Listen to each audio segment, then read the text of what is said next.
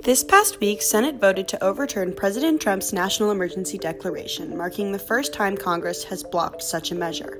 In response, President Trump issued the first veto of his presidency, calling Congress's resolution both dangerous and reckless. This means the legislation goes back to Congress, where it is unlikely it will be overridden.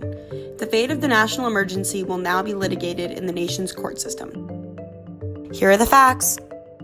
Fact 1. Article 1, Section 7 of the Constitution gives the President permission to veto congressional legislation. This makes it one of the most powerful tools a president has. The president has 10 days, excluding Sundays, to veto legislation, otherwise it becomes a law. However, Congress has the ability to override a veto if it has 2/3 majority in both the House and the Senate. Fact 2. None of the presidents who issued the most vetoes have been in office in more than half a century. Roosevelt issued the most vetoes during his tenure with 635, followed by Cleveland with 584, Truman with 250, Eisenhower with 181, and Grant with 93. Fact 3. A number of consequential vetoes have been issued in recent times and have shaped the course of history.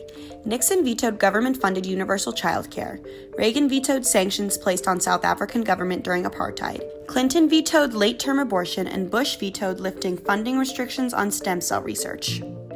Fact 4. There have also been notable instances when a president has vetoed a bill and Congress then voted to override it. Congress overrode Bush's veto that would keep doctors' payments from being reduced by more than 10%. Congress also rejected Obama's veto that would have prevented relatives of victims of the 9/11 attacks to sue Saudi Arabia, saying it would have set a dangerous precedent.